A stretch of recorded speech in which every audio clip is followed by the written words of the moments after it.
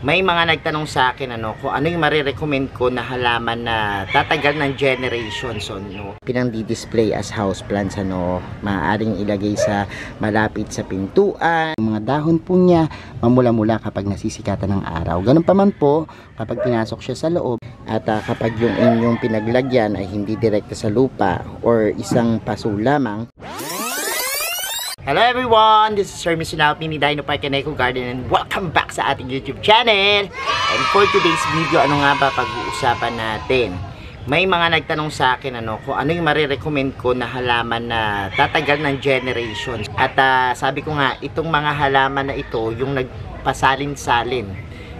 Before, hindi pa uso yung mga ibang houseplants. Kumbaga, hindi pa nagiging addict yung iba sa pagtatanim ng mga halaman, meron na po ito, at nag-e-exist na sa mga kanununuan natin, ano kaya itong mga halaman na to. May 7 halaman po tayo na napasama sa ating listahan, malalaman nyo na yan sa ating pagbalik, kaya ako ready na kayo mga ka-MDP, tutok lang po.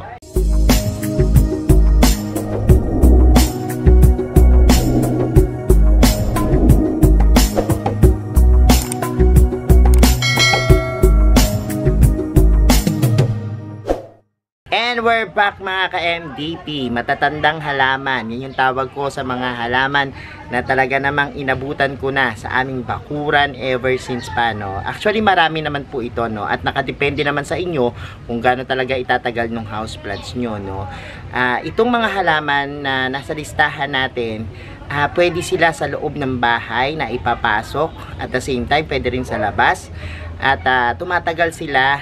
Nakikita ko na years, yung ating mga halaman na yan, talagang nandyan na po, at hindi nawawala. Kumbaga, ito pinamamana na nga ng mga lolo't lola, sa mga nanay at tatay, sa mga apo, tapos nag-i-exist pa rin, At bago pa man mauso yung ibang halaman na talagang ngayon, nakita na natin naglipa na sa ating mga tahanan at mga garden, ito po, yung sa tingin ko, talagang nung araw pa, pwedeng pinamimigay, pwedeng hinihingi ng mga kapitbahay, at ganyan po, alam niyo naman sa mga probinsya, sa mga matatandang nayon, ganyan po yung uso dati, yung pahingi ako ng plants mo, pahingi ako nitong ganito mo, at yan po yung mga nakakasama, Tara po, isa-isahin natin, ikutin natin yung ating garden para makita nyo. Sa una po nating halaman ay ang mga palmera. Nung araw pa man po, isa na po ito sa mga talagang pinang-display as houseplants, maaaring ilagay sa malapit sa pintuan, sa mga tarangkahan, maging sa mga loob ng bahay, nakikita po sa mga corner, kasi po ang mga palmera is lumalaki. And even yung po mga kalahi niya, ayan, nagiging puno-puno, At kung gusto mo ng isang halaman na talaga namang magiging malakas na impact, tropical look, or ng nature look, ambience, pwede po itong ilagay at i-display sa bahay.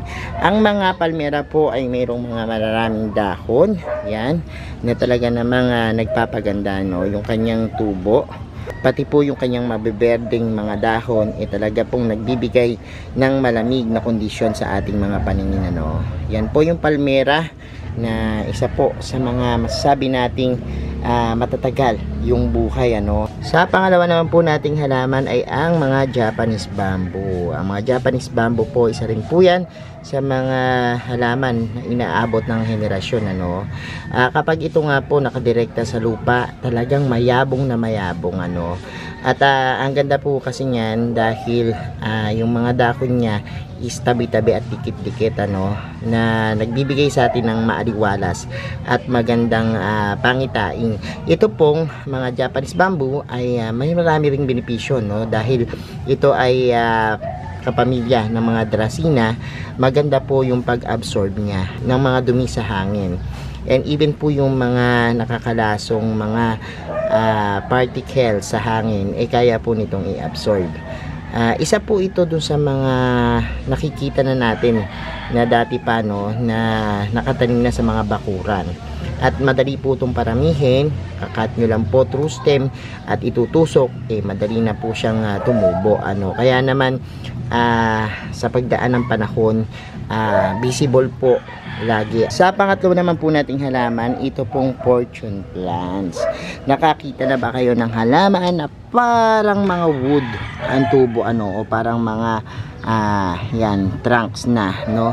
Tapos sa kanyang pinakadulo ay magkakaroon ng mga crown.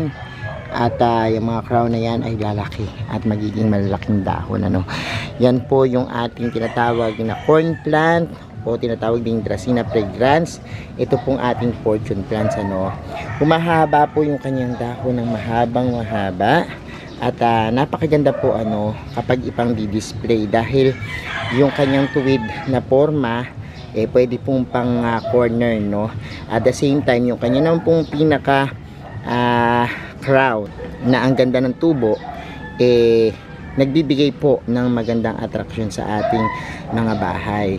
Ito po pwede rin sa loob dahil kaya pong tagalan ng mga fortune plants yung mga shaded bright area, At hindi po kailangan ng maraming araw. Nakaka-survive po siya sa ganoong kondisyon. Kaya naman po perfect na perfect sila na ilagay dun sa mga malalapit sa bintana. Mabango rin po ang bulaklak ng fortune plants, kapag ito po yung namulaklak na at nag-mature na sa gabi, maamoy nyo po yung kanyang mababangong bulaklak, Sa pang-apat naman nating halaman ay ang mga snake plants. Nakakita na ba kayo ng snake plants na sobrang dawig at sobrang lush, Yan po kasi napakadali lang alagaan, Ang iingatan lang po natin dito is yung ma-fungus siya, Dahil ngayon tag-ulan at kapag yung inyong pinaglagyan ay hindi direkta sa lupa or isang paso lamang na maaring mag-hold ng mga tubig, maaari po na magkaroon ng fungus, yung lupa at mahawa yung inyong plants. Yan lang naman po yung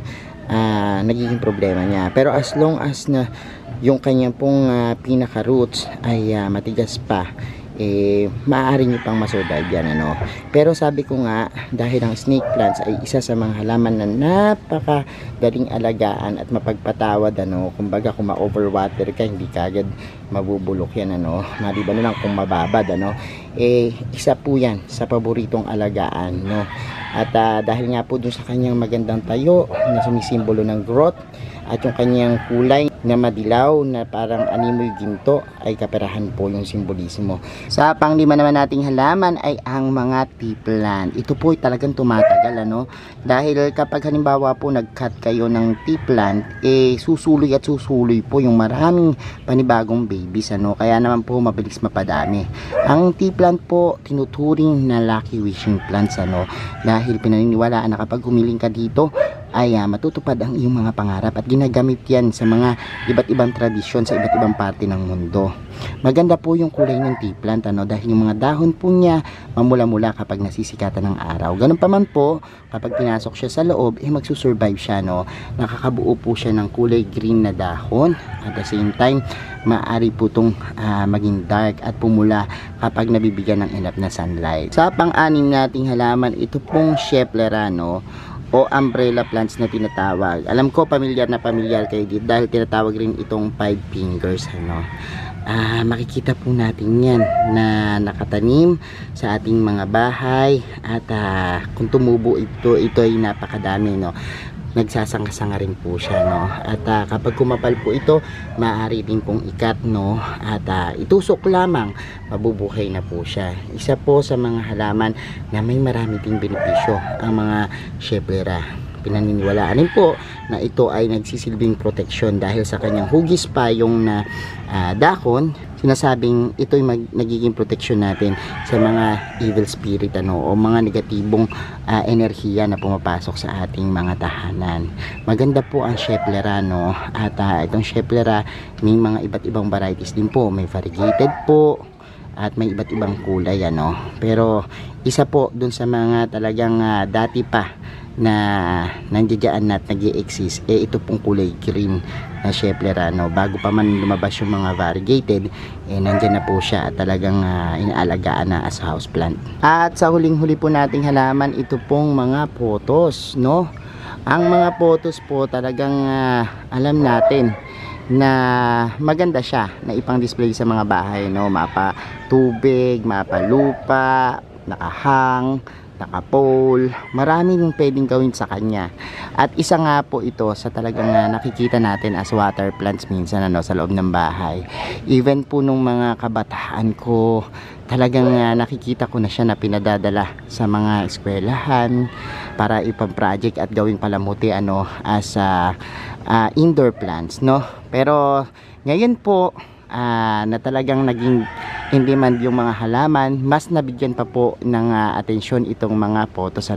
Nagkaroon ng iba't ibang varieties na lumabas, pero isa po sa pinakasikat at pinakakinikilala na mga halaman noon pa man itong photos. At ilang dekada rin po na talagang namamayagpag yung mga halamang ito dahil sila yung kadalasan na atin pong idinidisplay dahil sa napakabilis dumami, napakabilis lumaki, napakabilis maka-adapt sa klima, At itong mga photos, madaling alagaan, madaling buhayin, At basta yung nodes niya talagang nandiyan, tutubo po yung panibagong mga plants, kapag halimbawa gusto niyo pong magparami through cuttings, Ang mga photos po, maganda rin ng simbolismo at isa sa mga tinuturing na money plant.